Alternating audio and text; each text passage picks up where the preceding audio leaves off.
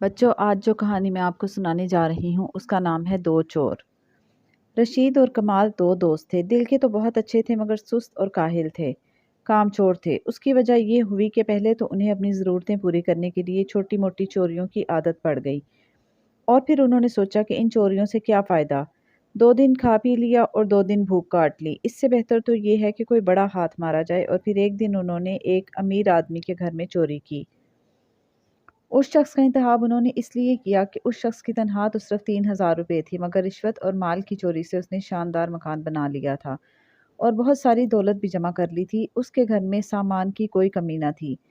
اس کی بیوی کے پاس بہت سا زیور تھا۔ انہوں نے سوچا کہ چور کے گھر میں چوری کرنا کوئی بڑی بات نہیں۔ چوری کا مال لے کر وہ جنگل کی طرف نکل گئے تاکہ کسی جگہ اس مال کو چھپا سکیں، اور جب وہ ایک جگہ ضرورت کی کچھ رقم کے سوا تمام مال چھپا کر لوٹ رہے تھے کہ اچانک انہیں ایک مقام پر ایک بوڑھا شخص نظر آیا جو درختوں سے لکڑیاں کاٹ کر گھاس پھوس سے اپنی جھونپڑی بنانے میں مصروف تھا۔ دونوں تھے تو دل کے بڑے اچھے۔ ان دونوں نے مل کر اس بوڑھے شخص کی جھونپڑی تیار کرنے میں مدد کی، جس سے وہ بوڑھا، جو کہ خدا کا نیک بندہ تھا اور اس نے خدا کی عبادت کرنے کے لیے اس جگہ کا انتخاب کیا تھا، بہت خوش ہوا اور انہیں دعائیں دیں۔ اس کام سے فارغ ہو کر وہ شہر لوٹ آئے اور ان روپوں سے خوب عیش سے وقت گزارنے لگے۔ اب ان کو چوری کی پکی عادت پڑ چکی تھی اور وہ کئی بار جیل بھی کاٹ آئے تھے، اور اکثر تھانوں میں ان کے نام، فوٹو اور انگلیوں کے نشان موجود تھے۔ ایک بار جب وہ جیل سے چھوٹ کر آئے تو ایک قہوہ خانے میں جا بیٹھے اور آئندہ کے لیے منصوبے بنانے لگے۔ ابھی وہ اسی قسم کی باتیں کر رہے تھے کہ پاس کے ٹیبل پر بیٹھے ہوئے 2 شخصوں کی گفتگو نے انہیں اس طرف متوجہ کر دیا۔ ایک شخص دوسرے شخص سے کہہ رہا تھا کہ یار فضل، گلبرگ کی اس کوٹھی میں مجھے نوکری تو مل گئی ہے، تنخواہ بھی معقول ہے اور کوئی زیادہ کام بھی نہیں ہے۔ وہ شخص اکیلا ہے اور اکیلے آدمی کا کام ہی کتنا ہوتا ہے، مگر یار، یہ کہتے کہتے وہ شخص خاموش ہو گیا۔ دوسرے شخص نے، جس کا نام فضل تھا، بولا، تو کیا تمہیں وہ نوکری پسند نہیں یا پھر کوئی اور بات ہے؟ نوکری تو پسند ہے مگر یار کیا بتاؤں، اس شخص سے مجھے خوف سا محسوس ہونے لگا ہے۔ وہ شخص جب کسی کام کے لیے مجھے آواز دیتا ہے تو نہ جانے میرا جسم خوف سے کانپنے لگتا ہے۔ اس شخص کی آنکھوں میں بڑی بھیانک سی چمک ہے اور وہ شخص مجھے بڑا پراسرار سا لگتا ہے۔ ایک اور خاص بات میں تمہیں بتاؤں کہ وہ شخص ایک چھوٹی سی گٹھری کو ہمیشہ اپنے سینے سے لگائے رکھتا ہے، نہ جانے اس گٹھری میں کیا ہے۔ یار کوئی نہایت قیمتی مال ہوگا، مثلاً ہیرے جواہرات اور قیمتی زیورات وغیرہ۔ تم یوں ہی پریشان ہو رہے ہو، فضل نے کہا۔ ہو سکتا ہے تمہاری بات ٹھیک ہو۔ اچھا فضل، میں چلتا ہوں، کل اسی وقت یہیں پھر ملیں گے۔ یہ کہہ کر وہ شخص اٹھ کر قہوے خانے سے باہر نکل گیا۔ یہ دیکھتے ہوئے رشید اور کمال بھی اٹھ کر قہوہ خانے سے باہر نکل آئے اور اس شخص کا پیچھا کرنے لگے اور اس کوٹھی کا پتہ لگا لیا، اور پھر اسی رات وہ دونوں اس مکان میں خاص سامان لے کر، جس کی مدد سے وہ گھروں میں بخوبی داخل ہو سکتے تھے، اس کوٹھی کی طرف چل پڑے۔ پہلے تو انہوں نے اس کوٹھی میں داخل ہو کر اچھی طرح جائزہ لیا اور پھر دبے قدموں اس شخص کے کمرے میں داخل ہو گئے۔ انہوں نے دیکھا کہ وہ ابھی بھی اس چھوٹی سی گٹھری کو بڑی مضبوطی کے ساتھ اپنے سینے سے چمٹائے ہوئے سو رہا تھا۔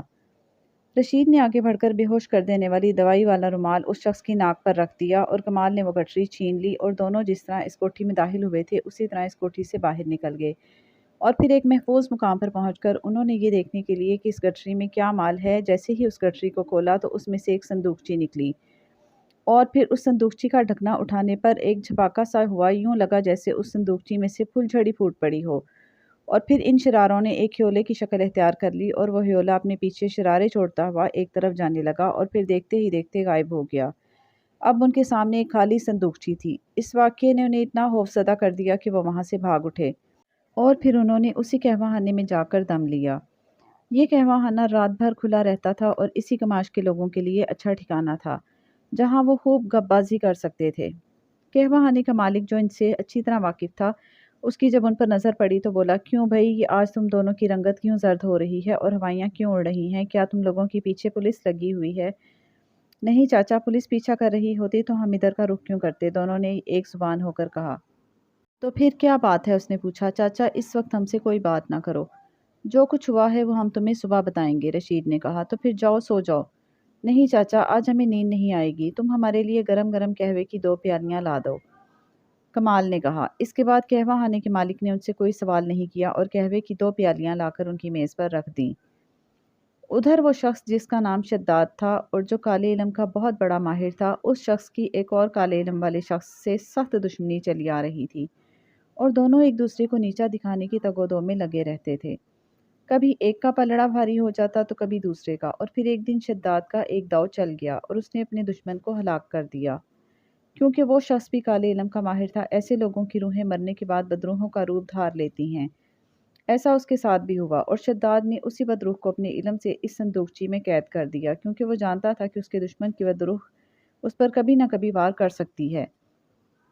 اس کے پاس روپے پیسے کی کوئی کمی نہیں تھی۔ اس نے اپنے دشمن کی بدروح کا ہمیشہ کے لیے خاتمہ کرنا تھا، جس کے لیے ایک تو اسے کسی ایسی جگہ کی تلاش تھی جہاں قریب ہی کوئی ندی بہتی ہو، اور اس ندی کے کنارے ببول کے پیڑ ہوں، اور چاند کی 15ویں تاریخ ہو۔ اس نے یہ مقام دیکھا ہوا تھا، اس لیے وہ اس علاقے میں چلا آیا، اور یہاں اس نے ایک کوٹھی کرائے پر لے لی، اور وہ اس صندوقچی کو ایک بڑے سے رومال میں باندھ کر ہمیشہ اپنے سینے سے لگائے رکھتا، کیونکہ وہ جانتا تھا کہ چاند کی 15ویں تاریخ سے پہلے اگر کسی نے اس صندوقچی کا ڈھکن کھول دیا تو اس کے دشمن کی بدروح آزاد ہو کر اس کا خاتمہ کر دے گی۔ یہی وجہ تھی لوگوں کو اس پر یہ شک ہونے لگا تھا کہ اس گٹھری میں ہیرے جواہرات یا کوئی قیمتی چیز ہے۔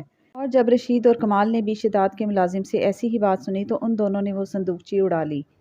باقی جو کچھ ہوا وہ آپ سن ہی چکے ہیں۔ شداد کی بدروح نے صندوقچی میں سے آزاد ہوتے ہی بے ہوش شداد کا گلا دبا کر کام تمام کر دیا۔ اگر یہ چور اسے بے ہوش نہ کرتے تو شاید وہ اپنے بچاؤ کے لیے کچھ کرتا۔ خیر صبح شداد کا ملازم جب اس کے کمرے میں آیا تو اس نے اپنے مالک کو پلنگ سے نیچے گرا پڑا دیکھا، اور اس نے شور مچا دیا، جس سے اڑوس پڑوس کی کوٹھیوں سے لوگ دوڑے آئے، اور جب انہوں نے اس کمرے میں ایک لاش دیکھی تو فوراً ہی پولیس کو اطلاع دی۔ پولیس والوں نے آتے ہی کارروائی شروع کر دی۔ شداد کے ملازم کو گرفتار کر لیا گیا۔ پولیس والوں نے اس کمرے میں موجود اشیاء پر سے ہاتھوں کی انگلیوں کے نشانات کے فوٹو لیے، اور جب ان فنگر پرنٹس کو تھانوں میں موجود مجرموں کے فنگر پرنٹس سے ملایا گیا تو رشید اور کمال کے فنگر پرنٹس مل گئے۔ اس طرح شداد کے ملازم کی جان چھوٹ گئی، اور پولیس ان دونوں کو گرفتار کرنے کے لیے جگہ جگہ چھاپے مارنے لگی۔ ان دونوں کو بھی پتہ چل گیا، اور انہوں نے خود ہی اپنے آپ کو گرفتاری کے لیے پیش کر دیا۔ ان کا خیال تھا کہ زیادہ سے زیادہ ان پر چوری کا مقدمہ ہوگا، اور اس سلسلے میں تو وہ کئی بار جیل بھگت چکے تھے۔ کوئی نئی بات نہ تھی جس سے وہ پریشان ہوتے۔ اتنی جلدی گرفتاری دینے کی وجہ وہ خوف تھا جو پچھلی رات اس ڈبیا سے نکلنے والی اس خوفناک بدروح کو دیکھنے کے بعد ان پر طاری تھا۔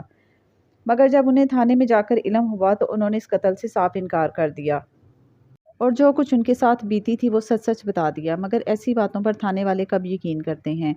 انہوں نے ان پر پکا مقدمہ بنا دیا۔ ادھر کہوے خانے کے مالک کو جب ان کے بارے میں پتہ چلا تو وہ دوڑا آیا اور ان سے ملاقات کی۔ یہی نہیں، ان کے لیے وکیل بھی اس نے رکھا، کیونکہ وہ جانتا تھا کہ رشید اور کمال اتنے برے نہیں کہ وہ دولت کے لیے کسی کا قتل کر دیں۔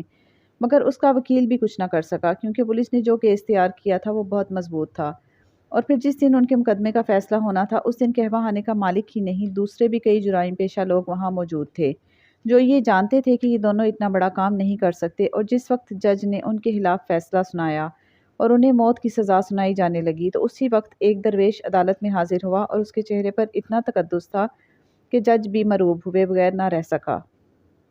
اس درویش نے جج کو بتایا کہ جس جرم کی سزا ان لوگوں کو سنائی جانے والی ہے وہ جرم تو انہوں نے کیا ہی نہیں، بلکہ جو شخص مارا گیا ہے اسے اس کے ایک دشمن کی بدروح نے ہلاک کیا ہے۔ اور پھر اس درویش نے جج کو ساری بات بتا دی، مگر جج نے کہا بزرگوار، قانون ایسی باتوں کو نہیں مانتا۔ کوئی شخص مرنے کے بعد کچھ نہیں کر سکتا، نہ ہی اس کی روح کچھ کر سکتی ہے۔ یہ سن کر اس بزرگ نے کہا تو جناب میں ابھی یہ بات ثابت کر کے دکھا سکتا ہوں۔ یہ کہہ کر اس بزرگ نے آنکھیں بند کر لیں۔ رشید اور کمال اس بزرگ کو دیکھ کر پہچان گئے تھے، کیونکہ ایک بار ان دونوں نے اس بزرگ کی مدد کی تھی۔ اس بزرگ کو دیکھتے ہوئے دونوں کے چہروں پر اطمینان جھلک آیا تھا اور ان کے اندر سے خوف جاتا رہا تھا۔ اور پھر بزرگ نے آنکھیں کھول دیں اور جج سے مخاطب ہوا۔ جج صاحب، آپ کا قانون اپنی جگہ ٹھیک، مگر آپ عالم برزخ کے بارے میں کچھ نہیں جانتے۔ میں نے اس روح کو حاضر کر لیا ہے، اگر آپ اجازت دیں تو آپ کی طرف بھیجوں۔ بزرگ کی یہ بات سن کر جج کا رنگ فک ہو گیا، مگر وہ ایک ایسی کرسی پر بیٹھا تھا جس کا احترام بھی اپنی جگہ تھا، اس لیے اس نے جج سے کہا ٹھیک ہے، اس روح کو میری طرف بھیجو۔ جج کا اتنا کہنا تھا کہ وہ بدروح جج کے سر پر سوار ہو گئی اور اسے جھنجھوڑ ڈالا۔ جج اتنا خوفزدہ ہوا کہ وہ زور سے چلایا، میں مان گیا ہوں۔ کسی اندیکھی ہستی کو اپنے سر پر محسوس کر کے جج بہت زیادہ خوفزدہ ہو گیا تھا۔ تو پھر جج صاحب، آپ رشید اور کمال کو چھوڑ دیں، اور اگر سزا دے سکتے ہیں تو اس بدروح کو سزا دیں۔ جج بھلا اس بدروح کو کیسے سزا دے سکتا تھا؟ اور پھر اس نے ایک نیا فیصلہ لکھا جو کہ تاریخ میں پہلا فیصلہ تھا۔ اس نے رشید اور کمال کو باعزت طور پر بری کر دیا، اور پھر وہ بزرگ ان دونوں کو لے کر عدالت سے باہر آ گئے۔ اس دن کے بعد وہاں موجود تمام جرائم پیشہ لوگوں نے توبہ کر لی۔ رشید اور کمال اس بزرگ کے پاؤں پڑ گئے اور انہوں نے آئندہ سے رزق حلال کمانے کا وعدہ کیا، اور پھر جب تک وہ زندہ رہے انہوں نے محنت مزدوری کر کے روزی کمائی اور برے کاموں کی طرف کبھی پلٹ کر بھی نہیں دیکھا۔ اور بچوں، آج کی ہماری یہ کہانی ختم ہوئی۔ اب آپ جلدی سے ہمارے اس چینل کو سبسکرائب کر دیں اور اس ویڈیو کو لائک اور شیئر کرنا مت بھولیں۔ اللہ حافظ۔